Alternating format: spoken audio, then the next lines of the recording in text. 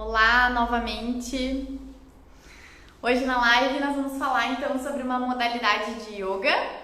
Vamos falar hoje sobre o Hatha Yoga. E para conversarmos sobre esse assunto, eu vou chamar aqui a Renata, que é uma professora de Hatha Yoga.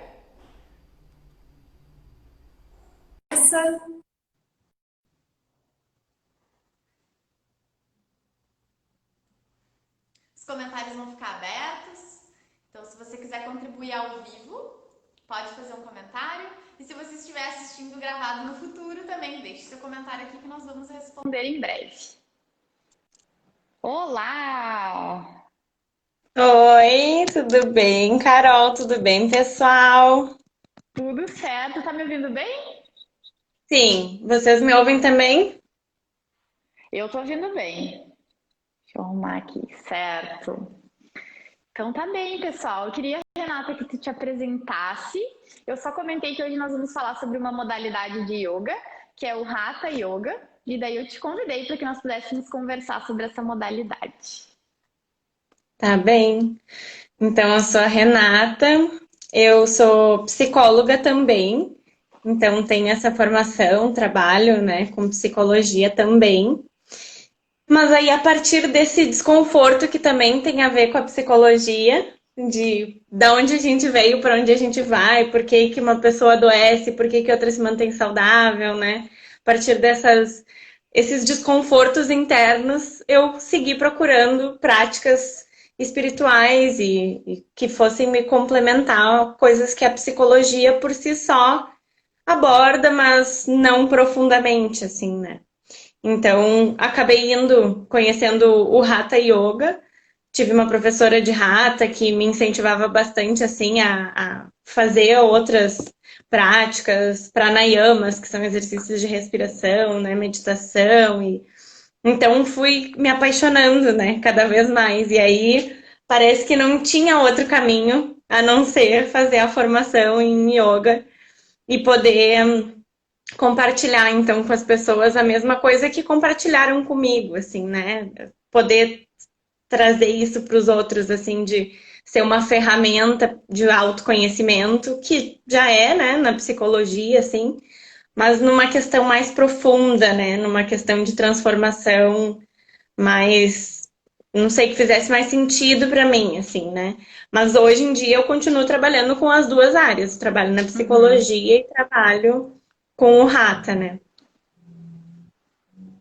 É uma forma integral, né, de trabalhar e de responder, às vezes até as mesmas perguntas, mas de uma forma diferente, uma abordagem diferente. E isso eu acho muito fantástico, assim, do yoga. Até acho interessante comentar que o yoga que eu, tanto que eu pratico, quanto o yoga das minhas aulas, eu não classifico com nenhuma modalidade, né? Eu pratico um yoga simplesmente assim. E tem um movimento bem grande, né, de pessoas que praticam yoga sem colocar nenhum rótulo, nenhuma modalidade junto, porque seria algo limitador no sentido de que eu acabo pegando técnicas e sequências diferentes. Então, se eu colocasse dentro de uma única modalidade, não estaria 100% adequada àquela modalidade. Né? Então é por isso que eu faço dessa forma. E o yoga significa união, então assim, independente da modalidade, a base dele é a mesma, né? Esse trabalho de corpo e mente e com múltiplas técnicas. Acho que tá travando um pouquinho, será que é o meu? Acho que sim, Carol. Mas agora voltou. Voltou, não sei que horas Uhum. que parou aí. Mas, enfim, então trazendo esse conceito, né, bem amplo de yoga, mas claro que surgem essas dúvidas. Então, eu tenho alunos que me perguntam: qual é a diferença do Power Yoga para o Iyengar, para o Hatha, Ashtanga, Vinyasa, enfim. E aí eu pensei em trazer profissionais que trabalham com modalidades de forma mais exclusiva, que vão ter uma propriedade maior também para comentar até das suas vivências e das vivências dos seus alunos. Uhum. E o Hatha, ele é a modalidade mais conhecida no Ocidente, assim, porque ele traz um pouquinho pouquinho de tudo. É como se ele ficasse no meio, exatamente 50% de postura, 50% de práticas de meditação, de respiração, de relaxamento. Então ele não é nem, por exemplo, o Kundalini Yoga, que trabalha muito mais com mantras, com relaxamento, com entoações, né, de um modo geral. E também não é uma prática apenas corporal, ele vai trazendo um equilíbrio, assim, né? Se a gente fosse considerar, é como se, claro, é o yoga mais clássico do Ocidente, mas ele é como se fosse exatamente o meio entre todas as técnicas do yoga, assim. Eu até arrisco a dizer que 80% das minhas aulas são muito mais parecidas com o Hatha justamente por isso, né? Por ter um grande arsenal de técnicas diferentes e tentar deixar a aula o mais equilibrada possível.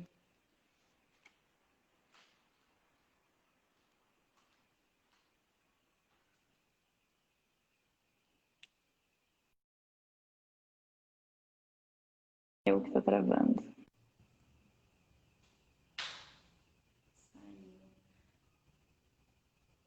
Tivemos algum probleminha com a internet. Será que é o meu? Deixa eu ver aqui. Deixa eu adicionar a Renata de novo. Vamos ver. Um pouquinho de paciência a gente consegue. A Camila diz que é da Rê. Às vezes é um pouco meu. Pronto, voltamos. Tá, então eu vou voltar a falar um pouquinho sobre o significado de Hatha. A gente vai tentando trabalhar com as tecnologias, né? Mas tu sabe que eu comentei com uma das minhas últimas alunas, ela estava dizendo, né? Ai, como é difícil a gente ter que. Adaptação em geral, né? Independente da adaptação. Como é difícil, né? Ter que posicionar o celular, daí tem todo. Ela bota umas caixas em cima para eu conseguir enxergar ela praticando também. E aí uma coisa muito interessante que surgiu foi isso.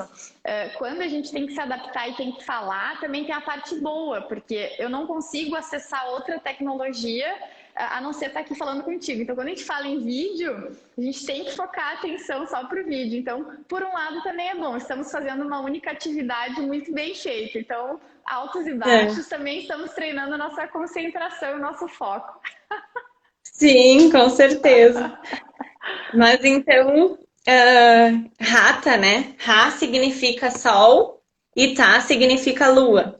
Então, ela é uma união de opostos, é uma união tanto de corpo com mente, que essas coisas binárias que a gente vai definindo como conceitos, na verdade é uma coisa singular, né? Seria como se a gente pegasse uma gota do oceano, tirasse do oceano e dissesse que é o que a gente vive hoje, né, no Ocidente principalmente, que essa gota somos nós. Então, eu sou esse corpo, eu sou esse nome, eu sou a minha profissão, eu sou, né, bem ou mal de vida, enfim.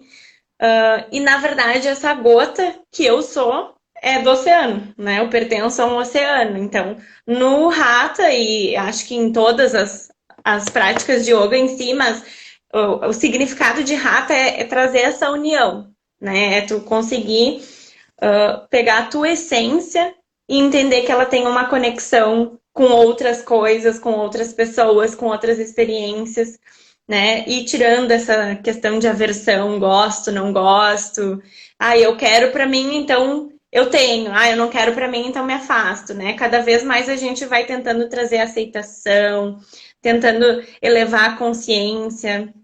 No Hatha Yoga Pradipika, que é uma escritura sagrada, eles dizem que o Hatha é uma preparação para o Raja Yoga, que é o controle da mente, né? O puro controle da mente. É tu saber usar, por exemplo, agora eu quero fazer uma atividade, eu preciso da minha memória, eu preciso da minha atenção. Eu sei ligar um botãozinho e usar aquilo e desligar. Eu não fico com aquela mente funcionando o tempo todo, que eu tô tentando dormir e a mente tá tentando resolver problema, ou que eu tô lavando louça já pensando na conta que eu devia ter pago e não paguei. Então, A ideia é que a gente vá trabalhando os canais de prana, né, de energia, para que eles fiquem cada vez mais estáveis, para que a gente consiga ter uma mente cada vez mais estável, né? A gente trabalha através do corpo, com postura, com técnicas em si, né? Se tu, por exemplo, está fazendo uma aula, o professor vai corrigir tua postura, se tiver alguma coisa para ser ajustada, enfim, né? Porque o objetivo é trabalhar o corpo para que o corpo consiga aguentar esses níveis de consciência que são mais intensos, né? A gente diz que é como se fosse um fio de uma fiação de luz, enfim. Se tu vai colocar um micro-ondas numa fiação que não aguenta, vai estourar, né? Porque ele vai puxar muito mais. Exato. Sabe que eu tenho alguns programas de yoga e um dos programas que foi o do mês retrasado, que estreou o mês retrasado, é Corpo e Mente. Então, as aulas eram ajustadas, em que nós tínhamos um foco um pouco maior para o preparo do corpo em algumas, e um foco um pouco maior para treinamento de concentração, enfim. E aí, uma das primeiras perguntas que apareciam era essa: ai, mas na aula de corpo tem exercício respiratório, exercício de concentração. E no contrário também, tá, mas a aula de mente começa com uma sequência de saudação ao sol. Mas é isso, né? A gente separa, porque aqui no Ocidente nós enxergamos de forma separada. Então, para eu explicar para o meu aluno o enfoque da aula, eu digo, é corpo, é mente, mas na verdade é uma face que a gente vai começar a trabalhar, mas vem tudo junto, né? Não tem como desligar uma coisa da outra. E um exemplo bem simples é sentar para meditar.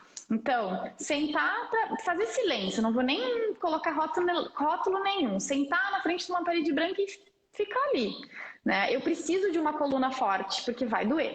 Eu preciso de um quadril que aceite a minha posição das pernas, independente de qual seja ela. Eu preciso dos ombros relaxados, porque se eu ficar assim, seja 3 minutos, 3 horas, vai acontecer alguma coisa não muito legal nessa região, porque está tensionada.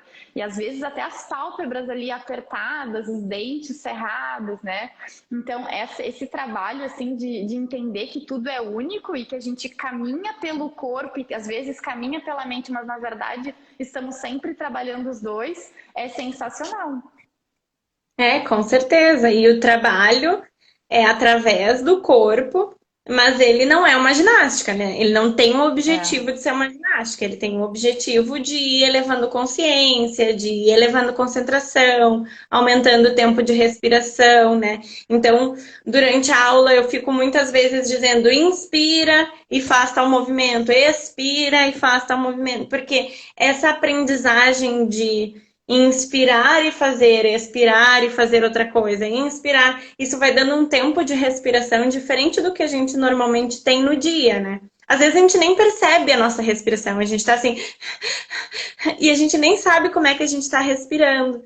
Então, tem umas É. coisas que são bem importantes, assim, da gente ir tomando consciência, né? Trazendo para atenção, mesmo que por algum tempo a gente não consiga mudar aquilo, só o fato da gente perceber já é um grande ganho, né? Às vezes a gente passa vários anos da nossa vida sem perceber que a gente olha muito tempo torto, né? Ou que a gente senta na cadeira diferente. Então, perceber já é um bom passo, assim. O Hatha, ele tem um momento específico de relaxamento?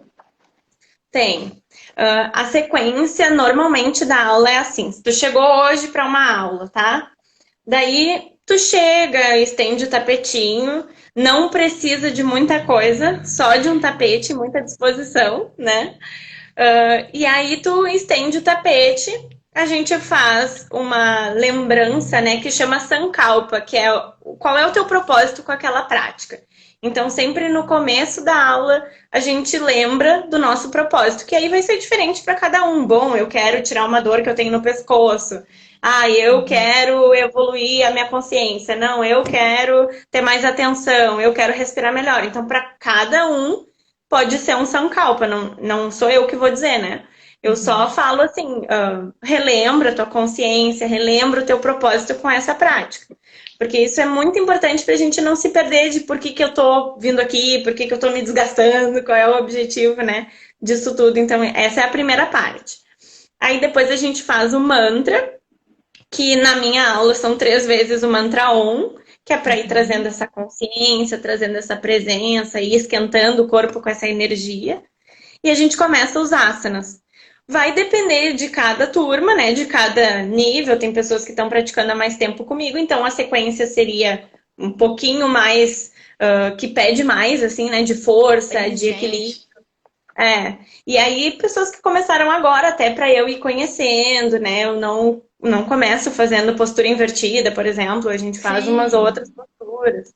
Então, cada um vai ter um tipo de aula, assim, né? De sequência de postura. Mas cada sequência ela demora mais ou menos um mês. Porque tem que ter um tempo para tu te acostumar com aquela sequência, para tu ver que tu evolui na postura, mas também ela muda para tu não ter aquele ranço, assim, né? Vou dizer dessa Eu forma, não tipo, vou vai, parar, agora chega a parte. É, agora chega aquela parte que eu detesto, sabe? Uhum. Então, a gente vai mudando e trazendo posturas diferentes e botando, às vezes, as mesmas posturas numa outra sequência, que é para ir desconstruindo esse óbvio da mente, assim. Então, a Uhum. gente vai trabalhando isso, né? Não é uma coisa assim de um dia para o outro que tu vai botar os pés na cabeça. Isso eu sempre digo. Quem pergunta quanto tempo leva para fazer o Padmasana, que é cruzar, né, em lótus, posição de lótus, eu digo 28 vidas. Porque não tem como a gente saber quanto tempo uma Não pessoa tem. leva, quanto tempo outra pessoa leva. Vai depender de esforço, vai depender de prática, vai depender de sistema musculoesquelético, de genética, vai depender Eu de já ia muitas dizer coisas. isso, porque assim, anatomicamente, nós não somos simétricos, né? Nós não somos. Anatomicamente, a gente tem ali, existem livros de anatomia que mostram um padrão, que é o que a maioria das pessoas apresenta, mas isso não quer dizer que todo mundo apresenta da mesma forma e com a mesma articulação, com a mesma elasticidade, com a mesma força, com a mesma. E às vezes são questões físicas de tamanhos de ossos mesmo. Então, não é, às vezes, até uma pessoa que tem um esforço maior, demore um pouco mais, para aquela que simplesmente acordou com o pé na cabeça e tá tudo certo. Então, às vezes também chega essa demanda, né, de olhar uma imagem no Instagram, principalmente, eu quero chegar nessa postura, como é que eu faço? Claro que existe um passo a passo, existem técnicas que tu pode treinar, mas não tem fórmula mágica, né? Cada um vai ter sua experiência de uma forma diferente, né? E nem por isso Claro. tá mais ou menos avançado. Isso também é interessante, né? Porque às vezes tá com o pé lá na cabeça, mas tá morrendo, não respira, não pode, né? Isso é uma forma de executar, né? E talvez um nível um pouquinho mais tranquilo, mas que esteja presente, consciente, né? Firme, estável e confortável na postura, tá valendo mais. Com certeza. E tem muitas coisas que a gente vai trabalhando através da postura e, no meu entendimento, principalmente em turma, né? Porque Uhum. assim, tu vai vendo julgamentos, tu olha para aquela pessoa que tá do teu lado e pensa, como que ela já fez isso se eu tô há Aham. 3 anos praticando e eu não faço? Então, tem coisas que vão vindo que tu te dá conta durante a prática de asana, de postura, né? Ou tu mesma quer mostrar para o colega que tu sabe fazer a postura, né? E aí tu acaba te machucando ou exagerando. Uhum. Então tem muitas coisas assim que a gente vai vendo do nosso ego, do nosso jeito de lidar com aquelas coisas, né? Daqui a pouco a prof vem, ajusta em ti, tu fica, ai, não acredito que eu fui ajustada, mas o outro tá muito Aham. pior do que eu, né? Eu Então tenho uma são história essas muito comparações. engraçada que na minha formação alguém perguntou, alguém da turma estava numa aula ao vivo, e aí alguém perguntou, quanto tempo para cada postura? Perguntou assim, me diz um tempo em média. E aí o professor falou assim, não sei, o que que tu acha? Que tempo? Me diz um tempo que tu acha que é bom. Não sei, acho que 3 minutos. Aí todo mundo ficou apavorado, falei, meu Deus, 3 minutos, todo mundo achou muito. E ele realmente falou assim, né, falou um número. Então tá, então vamos fazer o seguinte, nós vamos fazer uma postura com os dois pés firmes no solo, que é a postura do guerreiro. Então são os dois pés bem firmes no solo, um joelho flexionado, para quem não conhece, né, e os braços vão ficar aqui na altura dos ombros, bem tranquilo. Fica 3 minutos nessa postura. Gente, e aí, daí tu começa, aí todo mundo fez, né? tu começa, o primeiro minuto é um minuto brilho, né? Tu tá ali lindo, maravilhoso, já tá acabando, já tá acabando. Quando entra no segundo minuto, já começa a mente, né? Meu Deus do céu, eu não cheguei nem na metade. E quando tu chega lá no final do terceiro minuto, nesse caso dessa experiência, tu percebe que 3 minutos vivendo aquela postura é muito desafiadora. E tu teve muita força para manter ali, e, enfim, tem muitos conflitos e dúvidas e bem muito internas, né, que a gente apresenta lá depois lá dos 3 minutos de postura. Então, não quer dizer que 3 minutos seja muito ou seja pouco, mas cada vez que tu faz a postura, seja ela mais simples ou mais complexa, tu consegue adicionar, por exemplo, respiração ou tempo, e a experiência vai ser bem diferente. Claro, com certeza. E para cada um, por isso que a gente não define, pelo menos no Hatha, a gente não define níveis de Uhum. postura. Por exemplo, esta postura é para a pessoa que está no nível um. Esta Ah, postura. eu também não Não. faço, né? Qualquer postura é para a pessoa que está em qualquer um dos níveis, que tem lesão ou que não tem lesão, com adaptações, né? Óbvio. Uhum. Uma pessoa que pratica mais tempo, ela vai conseguir, por exemplo, contrair o Dhyana Bandha, que seria o baixo ventre, né? Vai conseguir Uhum. ficar mais tempo com ele contraído, vai conseguir ir prestando atenção como é que tá meu dedo, se tá apontado para lá ou não. Talvez uma pessoa que começou agora não vai ter tantas percepções e vai tentar fazer uma postura mais grosseiramente, falando assim, o pé Uhum. inteiro no chão, o joelho dobrado e tal. E depois ela vai criando essas outras consciências de, bom, meu pescoço tá Sim. meio apertado, né? Tô sentindo meus ombros um pouco, que não necessariamente queira dizer melhor e pior.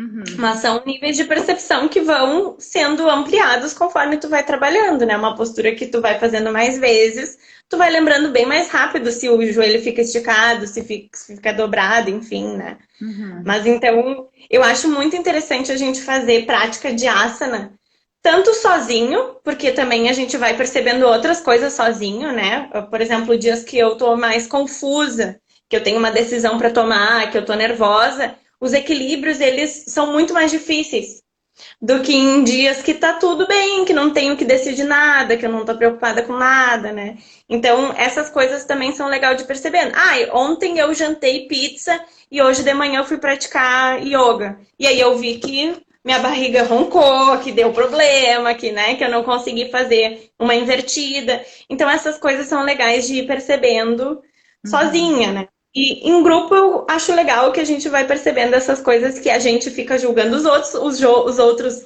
né, nas suas mentes também fazem a mesma coisa e a gente vai cada vez mais relaxando isso e aceitando quem está do nosso lado e aceitando correções e aceitando, né? Daqui a pouco, numa turma, digamos, de 10 pessoas, o prof vem e te diz, tu precisa ficar de joelho dobrado, tu não vai esticar o teu joelho. Como que tu vai lidar com isso, né? Tu vai É. ficar com vergonha, tu vai ficar com raiva, tu vai ficar se sentindo humilhada, ou tu vai levar esse desafio numa boa, vai dar risada, assim, bah, eu achei que eu devia, né, fazer uma postura completa, enfim. Sim.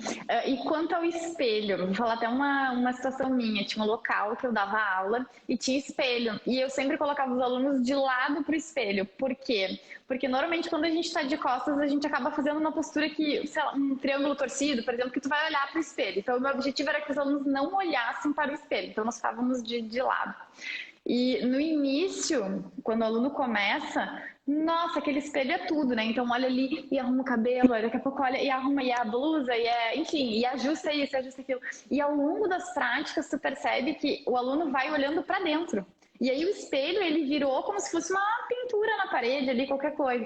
E aí essa observação vai sendo interna. Então eu tô aqui, eu tô percebendo que eu tô torta, que esse ombro tá mais alto, eu vou arrumar, eu vou relaxar, eu vou ajustar o pescoço. Eu não preciso olhar para, né, olhar para o espelho e me contar o que eu tenho que melhorar. Eu consigo me julgar, né, me olhar e conseguir me autocorrigir. Isso também é muito interessante.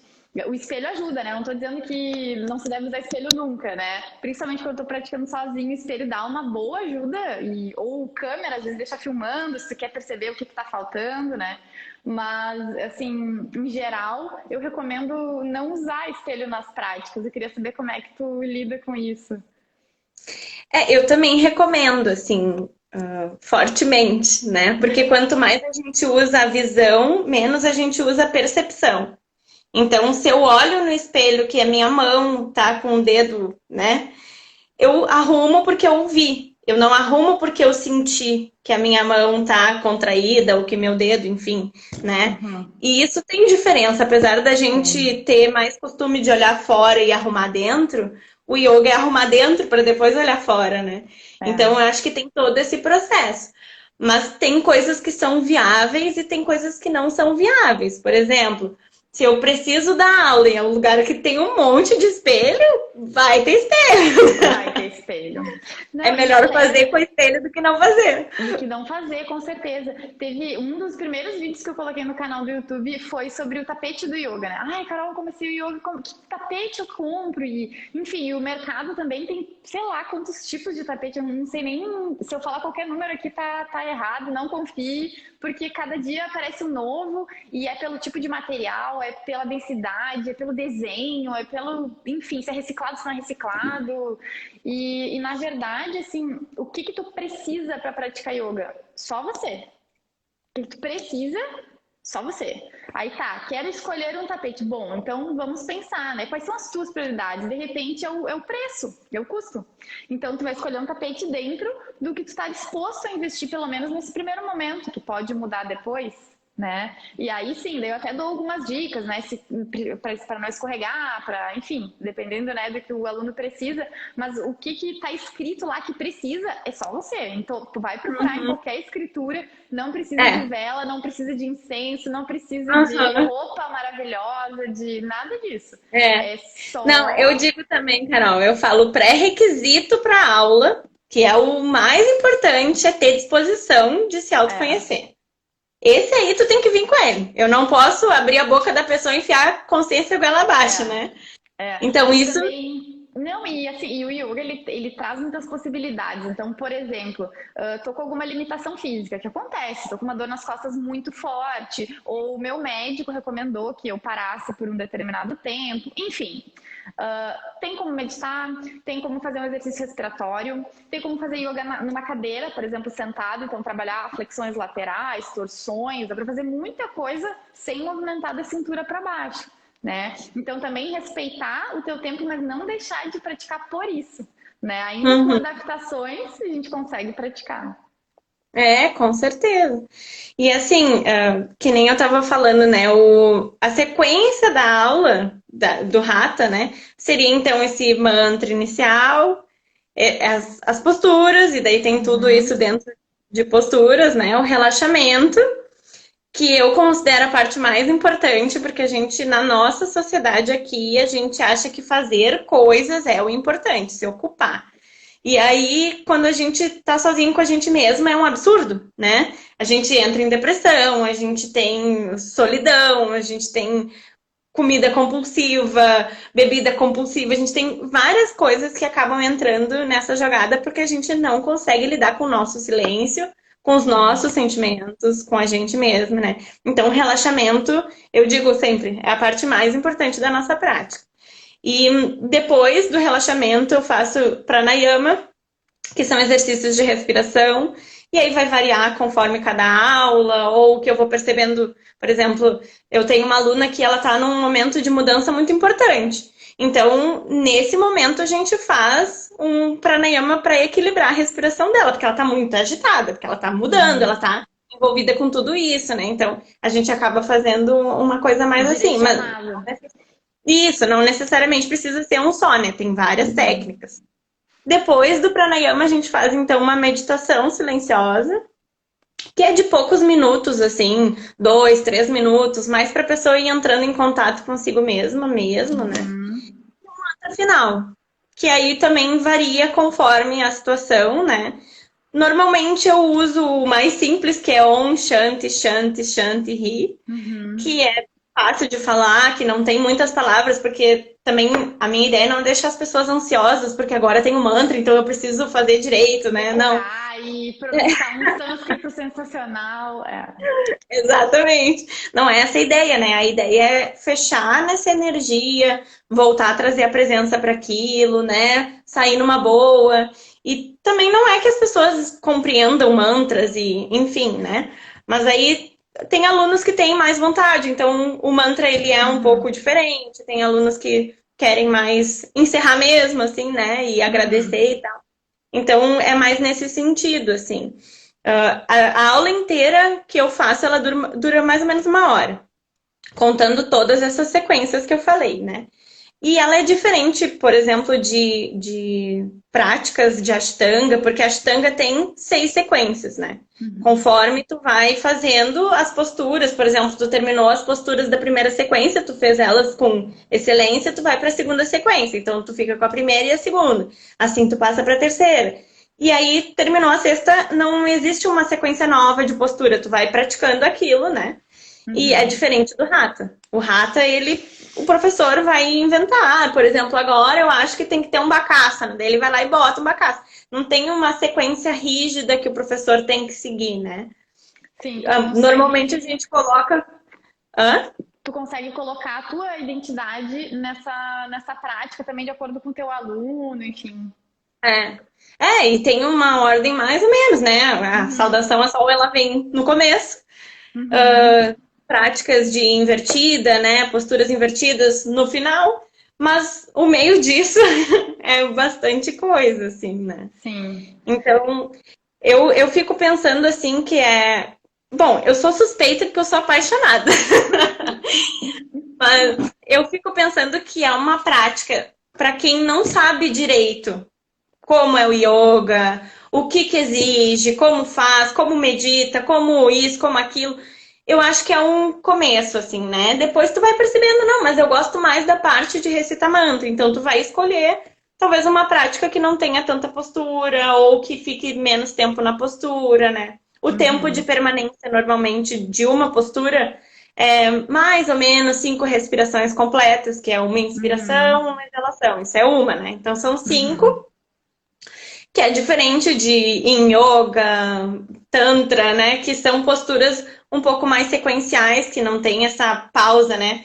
No hatha fica Uhum. muito claro o início da postura e o final da postura. Ele é Uhum. menos ligado uma postura na outra, assim. Não sei se eu consigo Sim. explicar direito, né? Sim, as conexões não tem tanta ênfase. Tu faz bem uma postura e tu passa para a segunda, né? A conexão entre Isso. elas não é algo que tu tenha que te dedicar tanto, assim, É, não é. e Entendi. às vezes nem faz diferença, sabe? Por exemplo, se eu inspiro e elevo os braços assim, ou se eu inspiro e elevo os braços assim. Chegou lá em cima, Não, tá valendo. o início da Entendi. postura é esse aqui. Então eu tenho que chegar lá, né? Uhum. Então tem umas coisas assim que tem menos ênfase, né? Tem umas coisas que tem um pouco mais de ênfase. O que eu acho muito legal, assim, que eu diria que tem que ter, é um desconforto com o jeito que a gente vive. Isso tem que ter. E não precisa ter tapete, não precisa ter sapato, não precisa ter o macacão da marca, né? Uhum. Muito pelo contrário, o yoga é tirar essas coisas que a gente não precisa e não é e que a gente acha que é. Então, tu precisa ter tu mesmo e ter essa vontade de entender coisas que tu ainda não entendeu, ter essa clareza de até de aspectos pessoais, né? Eu tenho Sim. alunas que não têm esse interesse espiritual por si só, mas elas têm o Uhum. interesse de se conhecer, de saber o que está acontecendo comigo, se eu tô triste, por que que eu tô triste, né? Por que que eu respiro tão curto? Eu tenho uma aluna que ela não consegue fazer uma inspiração e uma exalação, ela vai respirando assim, né? Isso foi uma coisa que ela já percebeu. Então, não necessariamente tu tem que ter a vontade de chegar lá no ponto último, de unir a vida com a Uhum. morte, de ler várias escrituras sagradas. Mas o Hatha, ele não enfoca só no exercício, né? Eu não tô fazendo bíceps, eu não tô fazendo abdominal, eu tô fazendo uma prática muito mais ampla do que isso. Isso acho que é o principal, assim, da gente comentar aqui e frisar, né? Algumas posturas são muito semelhantes a alguns exercícios, vamos dizer assim, de outras práticas de atividade física mesmo. Então, tem postura que parece agachamento, tem postura que parece passada, que parece prancha, que parece muitas coisas. Mas a diferença, numa foto, a gente não consegue ver. Se tu mandar uma foto e de alguma postura e tu me perguntar, tá fazendo yoga ou tá, sei lá, trabalhando força, eu não vou saber responder, porque é um processo interno.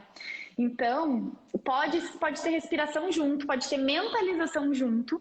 O Sankalpa, que a gente falou lá no início, que é o propósito, por que aquilo está sendo feito, que pode ser reforço muscular, né? Pode ser também, mas tem outras coisas envolvidas. Então, numa foto, numa filmagem, que às vezes a gente olha, enche os olhos e quer chegar lá, a gente não consegue ver o yoga numa imagem, né? Isso tem que ficar assim bem claro, independente da modalidade. Aqui no Hatha é muito presente isso, né? A gente não consegue ver numa imagem. Que nem essas fotos que a gente vê, assim, né? De, uma pessoa linda, numa paisagem linda, fazendo uma postura linda. Se ela tá fazendo yoga, não sei, né? Eu não tenho como responder. Ela pode estar fazendo balé, ela pode estar fazendo ginástica, ela pode estar fazendo pose, mas o yoga é uma coisa mais ampla, assim, né? Mais interna. E o yoga perfeito é descabelado, com uma roupa nada a ver. Né? Esse é o yoga. Se vai ser pijama ou se vai ser um macacão sensacional, bom, tem que ser confortável, né? E não pode ser um fator limitante. Então, assim, eu não preciso estar com determinada roupa ou em determinado local para fazer essa prática, né? E também tem a ver com o tempo. Eu não sei, de repente o Hatha tem alguma recomendação, mas de uma forma geral a gente pode fazer yoga em 30 segundos ou 24 horas por dia se a gente for pensar lá nos princípios, né? Porque o yoga tem uma parte filosófica muito forte que às vezes a gente não consegue passar tanto durante as aulas, mas a gente tenta ir colocando aos pouquinhos. E se você pratica, por exemplo, não violência, durante as 24 horas do seu dia você está fazendo yoga 24 horas por dia. Então, esse tempo, tem né? uma Eu não frase consigo praticar mais do que 15 minutos. Mas se tu consegue fazer outras coisas durante todo o teu dia, tá praticando. Tem uma frase do Patabjoy que é: yoga é 99% prática e 1% teoria. O que não significa 99% do tempo do teu dia em cima do tapete fazendo postura. Significa que é toda essa disposição para te olhar, disposição para perceber essas outras coisas, né? Para abrir tua mente, para relaxar esses julgamentos, relaxar essa aceitação com os outros. Então, isso é yoga, né? É tu ir trazendo a gotinha que tu acha que tu é para aquele oceano. Aquele oceano. Ai, muito bom, Rê. Se você quiser finalizar de alguma forma, ou de repente trazer o que o yoga te trouxe nessa caminhada, e lembrando que yoga a gente só aprende em 200 anos, então ainda falta muito para nós. E até agora, assim, não sei, o que te trouxe, assim, de positivo. E lembrando que ser professora, assim, para nós é muito gratificante, porque significa ser um multiplicador, né? Não quer dizer que a gente está colocando o yoga dentro das pessoas, a gente está despertando o yoga que está dentro de todo mundo. Com certeza. Bom, acho que o yoga me trouxe essa possibilidade de ver que não existem coisas que faltam, e sim coisas que sobram.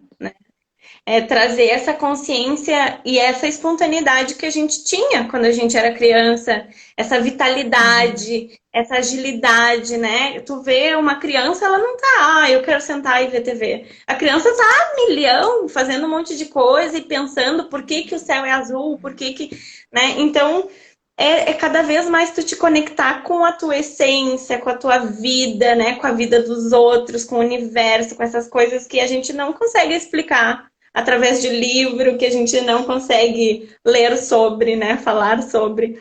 É sentir.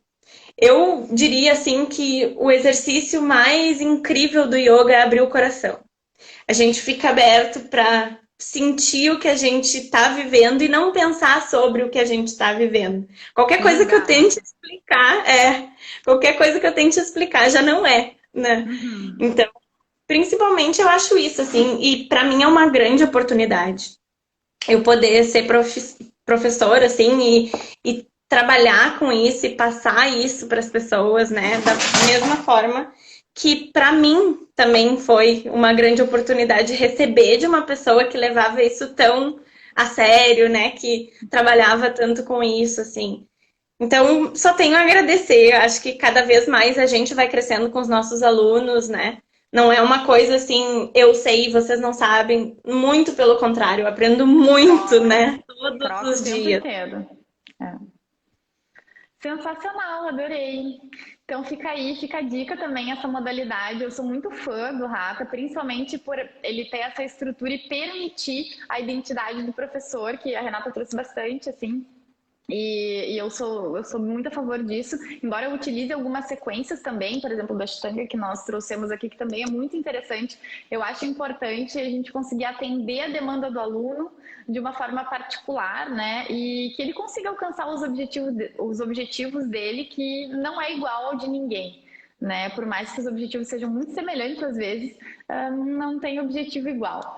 Então, muito obrigada. Até a próxima, foi um prazer enorme conversar contigo.